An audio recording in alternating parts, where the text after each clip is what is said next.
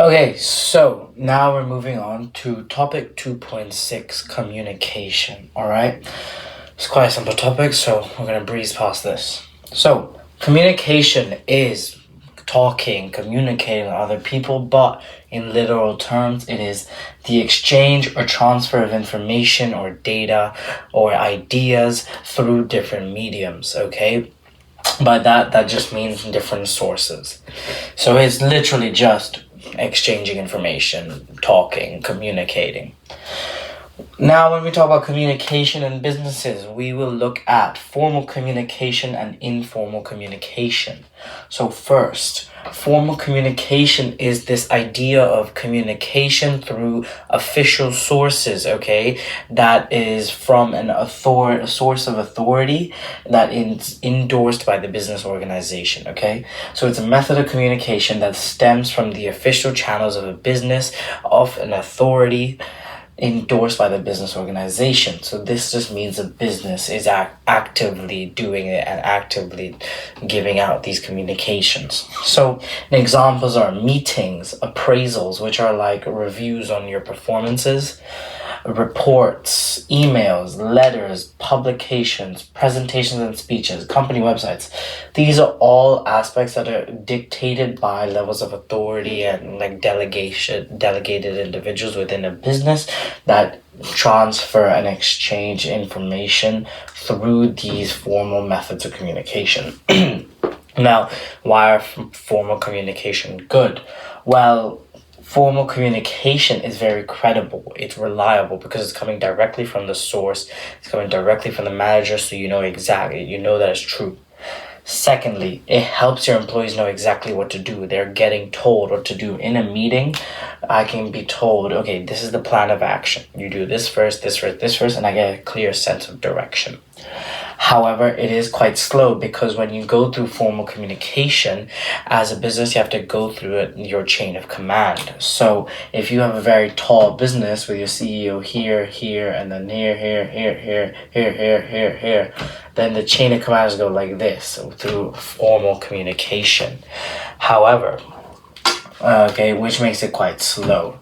And this rigidness, that means like structuralized approach of formal communication, makes it lack innovation. So it's not really that easy to present new and creative ideas when you're conferring through formal communication methods. So the next one, we have informal communication. Informal communication is this method of communication through unofficial channels, okay, that happens casually and organically. So examples are like personal conversations or unscheduled conversations around the office space, maybe private messaging on online sources, and open channels of communication where people can just message back forth, talk back forth, put notes back and forth that are not really taken down, not really like noted, okay? So it's just there. It's an open channel of communication. So why is this good? Well, first off, this informal communication helps improve this sense of transparency within your office space and your business, okay? Which will thus really lead to better relations in your business, which makes it a more coherent culture. And secondly, it's a lot faster and it's a lot easier than the slow formal communication. However, when we talk about informal communication, it's not always reliable or accurate because informal communication also entails ideas of like gossiping from personal conversations or starting rumors, which could lead to misinformation, which is quite bad, as when we'll cover later, but you'll have to implement lots of resistance to change or compromise. So, secondly, it's a lot harder to control as a business manager. Maybe if this gossip from personal conversations is getting too far, the idea of informal communication methods is a lot harder to control as a manager, thus it can spread a lot further. And yeah, so these are the types of communications. Okay, so This is the last part of communication 2.6, and basically we're just talking about the barriers to communication. Now, we've already covered this idea of formal communication and informal communication, but when we have informal, formal, no matter what it is, there's always going to be barriers to communication. So in the IB system, we learned 6 barriers. We have language barriers, cultural barriers, physical barriers, technological barriers, organizational barriers, and psychological and perceptual barriers. Okay. So some of these are quite outright. So once again, I told you we're just gonna breeze past this. Language barriers are literally in its name. It's like barriers within languages. So when you have to translate, okay, sometimes you won't be able to translate jargon, you won't be able to translate slang or different dialects. And this just sense of having a translator itself is going to be time consuming, costly, and all of this. And this can just outright lead to misinterpretations and misconceptions, which is ultimately just unintended consequences for a business. Secondly, we have cultural barriers. Okay, this is the idea of when people have different social norms, different beliefs, different values, different the ways they actually outright practice. Okay, and this can just lead to the sense of cultural clashes. So if we have an American who thinks he has liberty, but then we have like a Japanese workaholic, like a collectivist individualists, okay, and these cultural barriers, okay, and if they work together, they're gonna probably result in lots of cultural clashes. So these are another barriers to communication, the way they communicate to each other. Third, they have this sense of physical barriers, okay? This idea of literally physical distance, how you have to go meet someone somewhere to talk to them, arrange meetings, arrange presentations, which that travel time, that time to get there is loss of productivity and costly for the business.